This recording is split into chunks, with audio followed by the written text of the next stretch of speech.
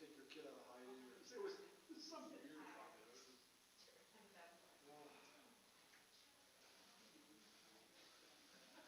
love the man. Let me get the thumb there. I need to get the thumb. I love it.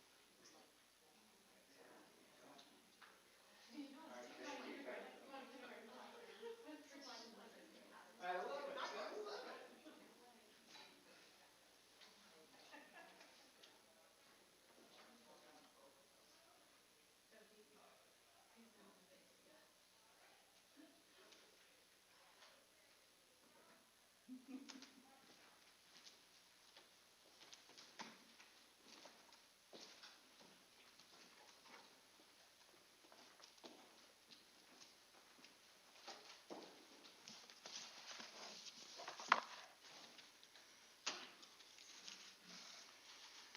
Before we begin the press conference, which we're here, the important announcement that we're here for, just as I was walking out the door, like just a couple of minutes ago, I got the news that the State Public Health Laboratory has confirmed the first 2 cases of the UK variant of COVID-19 in the state of Maryland. Here's what we know so far, and it's very limited information at this point. There are 2 Maryland residents who reside in Anne Arundel County, one of whom, one individual recently returned from travel abroad, and one is the spouse of that individual. They are currently in isolation, and they're conducting contact tracing to quickly determine who they may have interacted with since their arrival back here in Maryland. So we're going to release information to you and to the public just as soon as it becomes available. I could try to take a couple of questions on that before we get started on the press conference. I don't have a lot of answers, though. Do you have timing of their travel, or when? I don't have that yet. All I know is we just got the confirmation. As I was literally preparing to walk out here, they said, "Sir, we just got notification from the health department." Governor, can you perhaps elaborate a little bit on how this was identified, how the state goes about testing? Is this a regular test now that they're looking for the variant? So a private lab that was handling a test, I believe for the health department, or I'm not sure exactly who they were doing it for, but a private lab not involved with the state did the test. The original normal COVID test, they found some strange sequences that they didn't understand, didn't know what to do with. They sent it to the Maryland Public Health Lab, who reviewed it and confirmed that it was the UK variant. Maryland Public Health, and also ran it by CDC, who double confirmed that it was the UK variant. Governor, can you give us any sort of, if you know, the timeline? I know you just found out, when the travel took place, or when the strange sequences were identified? Unfortunately, I don't have any of that yet. I don't know when they traveled. I don't know when they had their test done. I don't know when the lab found it. I just know that just now we've been notified. There's a lot of people in the public sphere and the private sphere who, when I've asked and when we've talked about the UK variant, say, "Of course it's here, it's everywhere." Yeah. So is this something you've been waiting to hear? Yeah, well, I had a meeting here in my office on Monday with Dr. Robert Redfield, the head of the CDC, who was here, and he said, you can assume, we're sure that the UK variant is in every state. It just hasn't been detected yet in every state. And I'm not sure where the numbers are today. I think there's, last I checked, like a week or so ago, was 8 or 9 states. I'm sure it's many more by now, but I don't know the latest. You guys can probably find that. I know that we are testing at 5 times the national average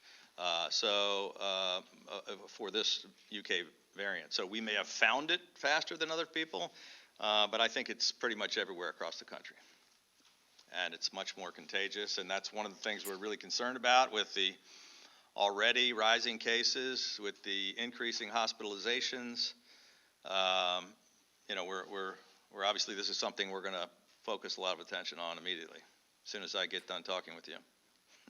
All right. Any sense of how long these 2 have know? No, I don't have any of that information yet, but we're going to, as soon as we gather the information, I'm sure we or the health department, or perhaps the Anne Arundel County health folks, or this, somehow we'll get all the information together and we'll let you know the minute we know.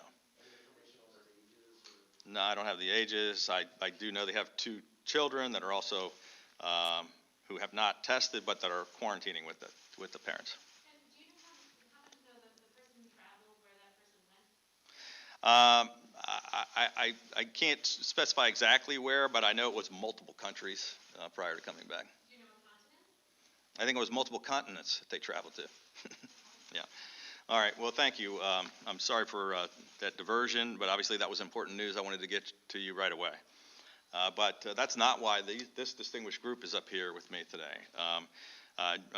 Therefore, here for a different important announcement. And so joining me here today are Judge Alexander Williams, who served on the U.S. District Court in Maryland with distinction until 2014.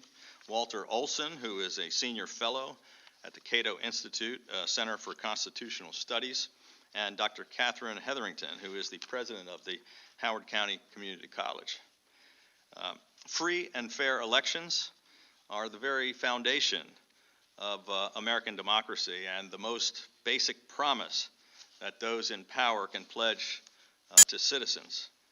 We saw last week just how fragile that promise truly is.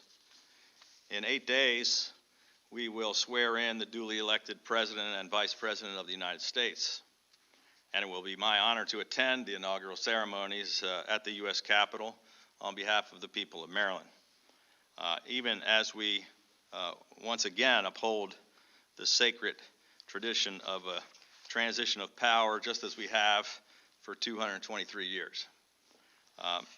We must recognize that our democracy remains at a crisis point, and all of us who have been granted the privilege of holding elective office have a duty to do all that we can to restore trust and fairness to our political system. Today, I'm here to talk about one major step that we must take to restore fairness, to reduce the bitter divisiveness and toxic politics, to restore the two-party system, to exercise honest debate and the competition of ideas. For many years, I have been working hard to eliminate partisan gerrymandering. In 2018, a federal judge called it a cancer on our democracy. And I couldn't agree more, which is why I have been proud to bring together Republicans, Democrats, and independents, and groups like Common Cause and the League of Women Voters, and bipartisan reformers from one end of the political spectrum to the other, not just here in Maryland, but all across the country. Leading the charge for redistricting reform and the elimination of partisan gerrymandering at every level, from here in Maryland to taking it all the way to the steps of the Supreme Court, where the governor himself, Arnold Schwarzenegger, was with me, and who accomplished this in California. By the way, I got to tell you a funny side story. As we're leaving that Supreme Court hearing on gerrymandering, we're walking back to our cars at the end of that. He turns to me and he says, "Hasta la vista, Governor," which I thought he's still in character after all these years. But nowhere has gerrymandering been allowed to run more rampant than here in the state of Maryland, where decades of unfair redistricting and the drawing of legislative and congressional districts have made a mockery of the electoral system. Maryland's citizens have been deprived of the ability to participate, and it has embarrassed our state with the unfortunate distinction of having been labeled the worst, most gerrymandered, most unfair districts in America. These absurdly drawn districts are the direct result of a blatantly obvious scheme where one party rigs the system to concentrate one party's voters as much as possible while segregating another party's voters into a larger number of districts so that they can continue to win comfortably. This, what you're seeing on the screen, is the congressional district that we're in right now, the 3rd district. And a federal judge said it looks like a pterodactyl lying prostrate across the center of the state. When former Governor Martin O'Malley, who drew these maps in 2011, was deposed in a major federal lawsuit challenging their constitutionality, he admitted under oath, quote, "It was my intent to create a district where the people would be more likely to elect a Democrat than a Republican." This is how, in Maryland, a state where one party has a 2-to-1 registration advantage, our state's congressional representation is dominated instead 7-to-1. And it's not just Republicans, but in addition, black voters as well, who continue to be underrepresented as a result of this same corrupt system. This is exactly the kind of formula that leads people to doubt whether their democracy is fair and is truly working for them. For the past 5 years, every single year, our administration has introduced the Redistricting Reform Act in an effort to take the politicians and the partisan politics out of the redistricting process, to end this process of politicians drawing their own district lines and picking their own constituents rather than the other way around. And sadly, but perhaps not surprisingly, legislative leaders have repeatedly failed to take any action whatsoever on this important bipartisan common sense proposal, which is supported by an overwhelming supermajority of Democrat, Republican, and independent voters. Every year, they've repeatedly hidden it in a drawer and refused to ever bring it to the floor of the House and Senate for an up or down vote. Now, more than ever, this is far too important to ignore or to play partisan politics with. We need true, nonpartisan, and non-discriminatory redistricting reform. So today, I am launching the beginning of what will be a sustained effort to restore fairness and competitiveness to Maryland's congressional and legislative districts by the 2022 elections. I have just signed an executive order which has established, for the first time ever in our state's history, a Maryland Citizens Redistricting Commission, which will be charged with preparing fair, honest, balanced, and equitable maps for all of Maryland's congressional and legislative districts. Districts which comply with the U.S. Constitution, with federal law, including the Voting Rights Act, and with all applicable judicial discretion, direction, rulings, judgments, or orders. As such, these maps must respect natural boundaries and the geographic integrity and continuity of any municipal corporation, county, or other political subdivision. Districts must be geographically compact and must not take into account how citizens are registered to vote, how they have voted in the past, or what political party they happen to belong to. This Citizens Commission will be comprised of 9 members, including 3 registered Democratic voters, 3 registered Republican voters, and 3 independent voters who are not affiliated with a political party. I'm pleased to announce the appointment of Judge Alex Williams, Walter Olson, and Kate Hetherington, a Democrat, a Republican, and an independent, to serve as the co-chairs of this commission.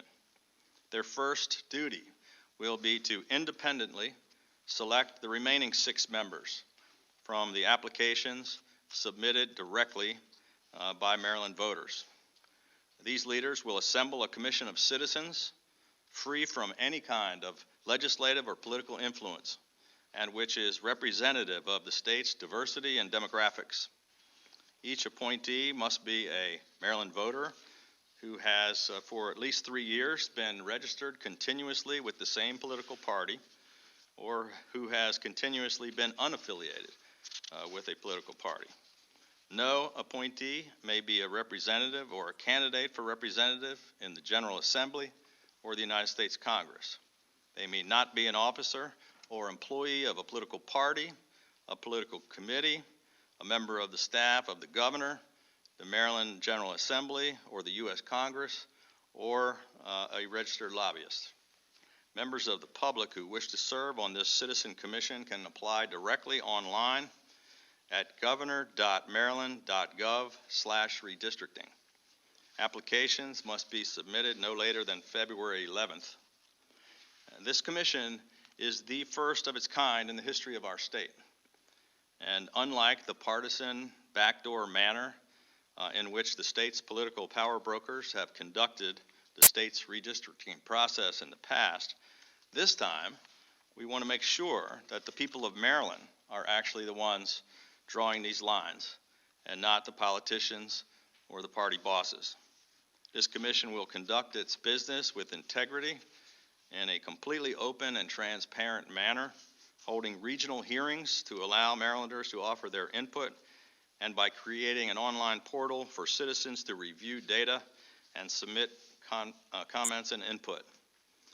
The committee will approve and certify final redistricting plans for Maryland's legislative and congressional districts and draw final maps that correspond to those plans, which will be submitted for introduction in the General Assembly.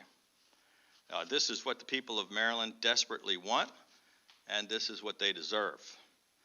So once again, I'd like to thank our three distinguished co-chairs for agreeing to serve the people of the state at this important moment in our history.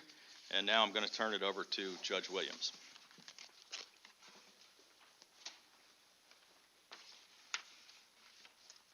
Thank you, Governor Hogan.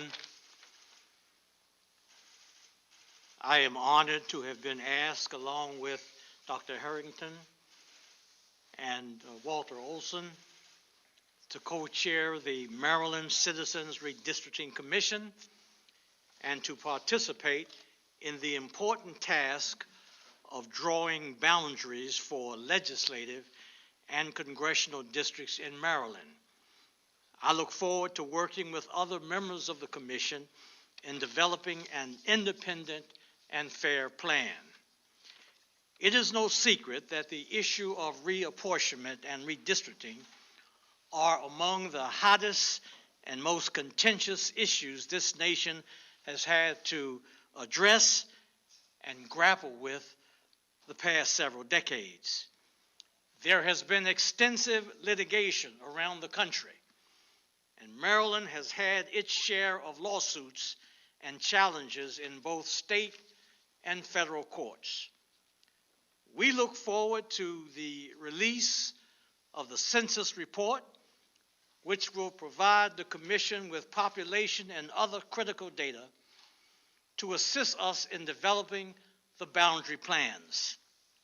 Our challenge, like other redistricting commissions around the country, will be to consider and give appropriate weight to the federal and state guidelines and criteria imposed on drafters, and then to develop maps that are fair and in compliance with the law. I am confident that the full commission will work diligently together to discharge its responsibility of reviewing data, conducting public hearings, and getting the input of citizens, of public officials, and of other stakeholders in connection with our charge to independently develop a mapping plan and process which is transparent, legal, and fair. It is my hope that our work on this important task and the ultimate product will be viewed favorably, not just in Maryland, but will serve as a model for other states to look at. Thank you again.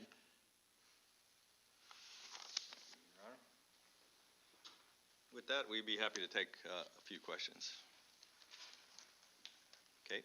I'm hoping that you can give us some more information. I'm sorry to pivot on the topic about security, what you learned yesterday from the FBI, your own security team about threats to our state capitol and anywhere else in the state. Sure. Well, we've been, I think I may have mentioned the last time we talked, I think, was that yesterday? I'm starting to lose track of time. Yeah, I had a big security team meeting yesterday. We had another one today. We talked with the mayor of D.C. and Governor Virginia yesterday afternoon. We're continuing to work with all the federal partners. We have, there have been multiple requests which we've agreed to help the district with. I don't think it's quite official yet or announced yet, but I'll break the news to you that we're doubling the number of Maryland National Guard that will be in D.C. We have a formal request which we've agreed to go from 500 members of the Maryland National Guard to 1,000 members of the Maryland National Guard in D.C. There are ongoing discussions about securing the nation's capital, not just the immediate site around the Capitol itself, but the entire city, with potentially, lockdowns and shutdowns of Metro and multiple other things that are going on. Every federal and regional and local authorities working, I think, in a coordinated fashion. And I think those are continuing to evolve and develop as we speak. I mean, we don't have a final, this is on an hourly basis. It's getting more defined. Lots of cooks in the kitchen and trying to make sure we can keep our nation's capital safe.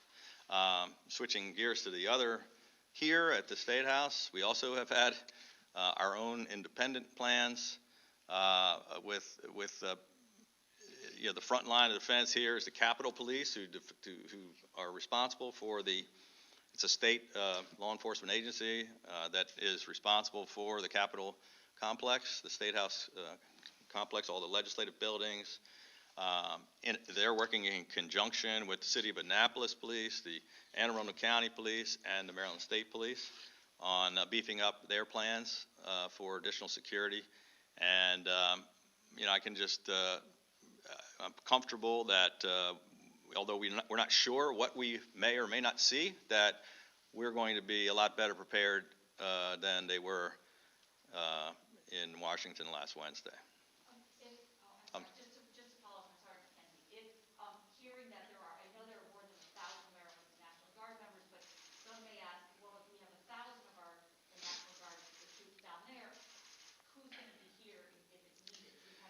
Well, it's an excellent question. Right now there's a more pressing need in Washington, but trust me, we're not going to leave ourselves unprotected. We will have the access to the Guard.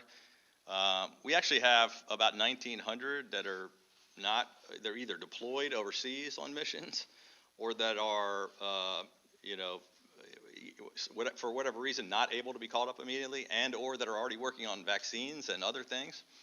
It still leaves us, another force of another 1,000 or so that could rapidly deploy if, in fact, we needed them here, and they're already making all those contingency plans. If in the first line of defense, Capitol Police, the local police, backed up by the state police, followed by the Guard if we need them. It's exactly what we did in Baltimore in 2015. It's what we did in Baltimore this summer when we had 900 members of the Guard, hundreds of state police, but we let the city of Baltimore police take the front lines. It worked very well. We had the best response in America, I think, and less violence and very peaceful protests and no destruction like we saw in a lot of places, or very little. Sorry. On the topic of security, what do you say to people who are planning to come to protest at the State House armed? And then second part to that is, do you feel personally in danger or threatened by you speaking out against some of these events that we've seen? On the first part, I would strongly advise anyone not to come to the State House armed, and I think they would regret that if they did. Number two, I'm not concerned, although we do have hundreds of death threats, and crazy people on social media has ramped up dramatically. But we're going to keep doing our job and trying to keep everybody else safe. Also, a two-part question: are you concerned at all about your safety at the inauguration? And then, secondly, ahead of the siege last week, there was specific, credible intelligence about plans to attack that Capitol building. Are you aware of any specific detailed plans to attack this building this weekend? On the first part of the question, look, I do feel safe going there. I think it's important to show. I'm glad that the vice president's going to be there. I'm going to be joining a number of my other governors, I think, on both sides of the aisle, who will be there to witness on behalf of our states the peaceful transition of power. We have our executive protection detail, and we have all those other law enforcement and guard in the city. I think they're going to make sure that the incoming president and vice president and all the members of Congress and the governors are going to be safe when we're there. No, we do not have any credible, detailed threats here. We see things. Look, a lot of this is real and a lot of it's fake. There's disinformation all over the internet, and there are all kinds of groups that are posting things about we're going to have armed assaults on all 50 state capitals, and they're trying to create confusion. I'm sure some people may show up to protest, but we don't see any. We don't have a specific threat that we're zeroed in on, or not nearly the kind of threats that that they were kind of ignoring, I think, in Washington last week. Governor, related to the vaccines, it looks like the federal government may be seriously considering releasing second doses to states in advance to be used for primary and not vaccination. Will the state go ahead and use those to expand the number of people who are getting first-time vaccinations, or do you plan on holding those back so that people who have already been vaccinated will be guaranteed their second shot within 21 to 28 days? Well, it's a great question that we're still working on. So I had a lengthy meeting in my office on Monday with Dr. Robert Redfield, head of the CDC. We have a call today with Vice President Pence and the Coronavirus Task Force from the White House. NGA is a number of governors are talking, reaching out. We're trying to get the Biden transition team has some proposals. The outgoing administration supposedly is going to make some announcement, which we haven't heard the details of. Our goal is to get as many people vaccinated as quickly as possible, but not to run out of the second doses and to have a bare cupboard. There's been a lot of talk of it. Obviously, no one's happy with the pace of the rollout in any direction, anywhere. But right now, we're far outpacing our supply. So if you look at a chart from where we started a couple of weeks ago, we're shooting almost straight up like this. We're doing better than most people in the country. We're doing like 15, 16,000 vaccinations a day. We only get 10,000 a day from the federal government.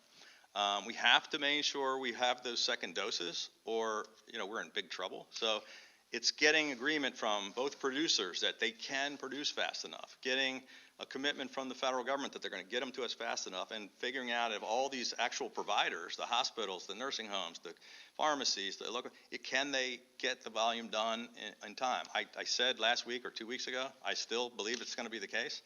The first couple of weeks, it was all, why aren't they all done? Why aren't you getting them out fast enough? The next story is going to be, there's hundreds of thousands of people waiting for the vaccines, and we don't have any. So, our plan is very well thought out. 1A, 1B, 1C. Going down to 1C, which is what they're talking about expanding to, taking all the ones that are left over from the second doses and dishing them out to everybody. That's about 1.5 million people. We have 300,000 doses. So you've seen what's happened in Florida and Texas and other states. They're like, we're getting heat for not getting them out. So let's just change all of our plans we've worked on for 9 months and throw them out the window. We may have to make adjustments up and down based on what they get us. What we do not want, I don't want to ever see in Maryland what we saw in Florida, where we have tens of thousands of people, older people in walkers and wheelchairs waiting all night, camping out to get a vaccine, and then be turned away in the morning because they don't have any vaccines. Texas had 250,000 people go online and crash their system for something. It only had 750 doses available. Right now, ours is keeping pace. We're growing rapidly.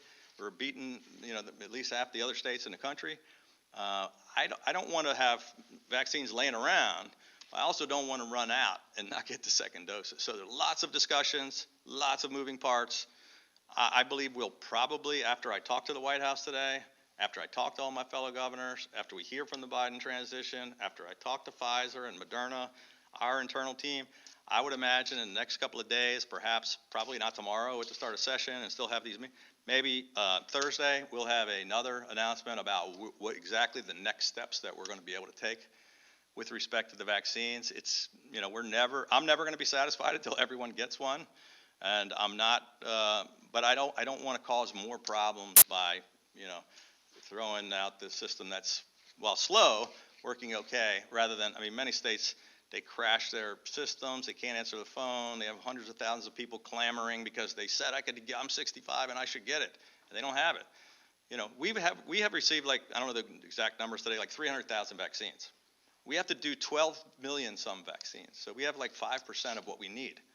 I don't want to lie to people and tell them, we're going to open up the floodgates. Right now, we don't have enough for the frontline healthcare workers and the people that live in long-term care facilities.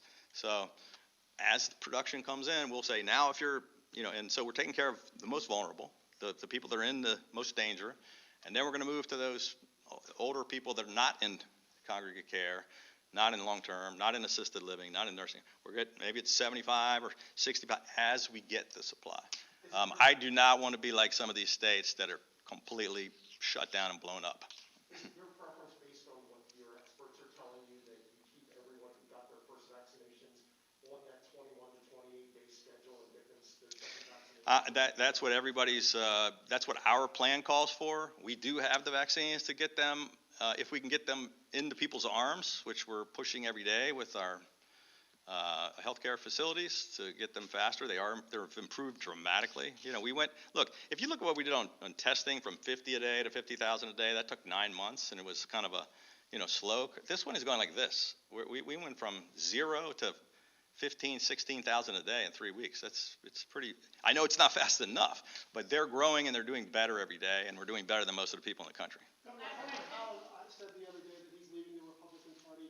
What is your message to Republicans out there who are hinging on leaving the party or going somewhere else because of what happened last week?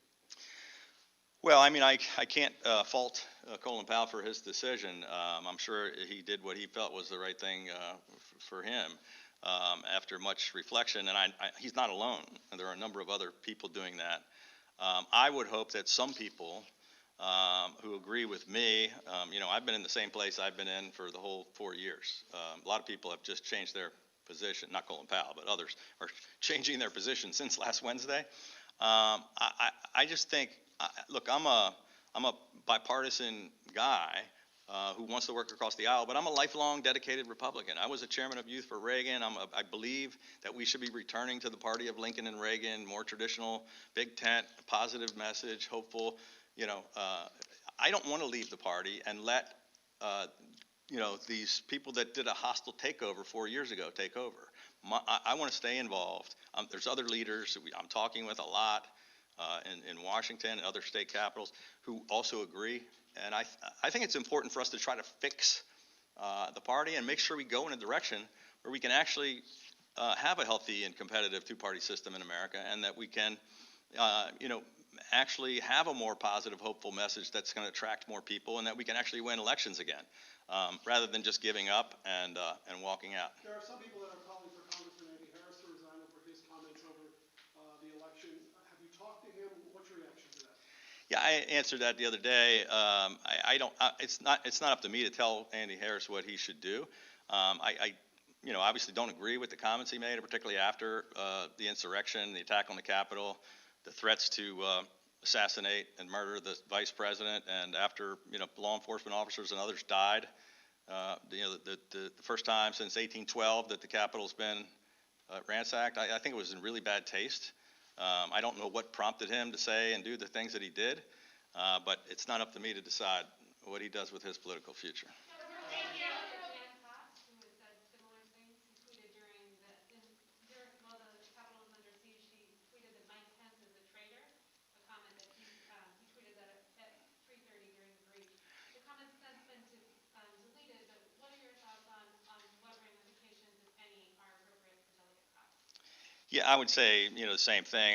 It's the guy's I don't even know who Dan Cox is. I know he's filed suit against us multiple times. He's a QAnon conspiracy theorist who says crazy things every day. He called me a communist Chinese spy for China. He called the vice president a traitor. He was down there gathering people at the Capitol. I don't even know what makes him think this way, but he's certainly not the kind of person I would vote to put in the legislature or support in any way for anything. But I think there may be a move in the legislature to censure him or take some kind of action, but I'm not really involved in that. The Ravens play Saturday, the lighter question about the Ravens and restaurants, they play Saturday and kickoff is at 8, restaurants close at 10 o'clock. Would you be interested in lifting that ban just for one night? No, I would not be interested in that. Look, nobody's done more to try to help the restaurants with all the relief we've provided. The restaurants in Baltimore aren't even open anyway, so that's not going to change them much. Those local leaders are going to make those decisions. And we're now in the worst part of the pandemic, with now the UK variant in the state, with 5 days in a row of our highest infection numbers, with our highest level of hospitalizations. Now's not the time to be easing off restrictions, just because I'm a big Ravens fan. I'm going to be celebrating the game, watching it on TV at home, but I don't think we should be opening bars to pack them as super spreader events. Yeah. Thank you. Governor Hogan, after the siege of the Capitol last week, you were quick to say that President Trump needs to go in some fashion. Now that another impeachment is imminent, what would you like? Now that what? Another impeachment appears imminent. Yeah. What would you like to see Congress do, in particular your fellow Republicans? What would you like to see from them? Yeah, I said the other day that I think I was the first Republican to say it, that the country would be better off if he were to leave office, and that Mike Pence could conduct a peaceful transition of power over to Joe Biden, either resign or be removed from office. But that's for Congress to decide. I don't know what they're going to do. I know that the House will probably take some action. The Senate probably will not. To me, I just want to make sure, my goal is to send those 1,000 soldiers to D.C., to send the police officers, try to make sure that nobody gets hurt, that the Capitol doesn't get attacked.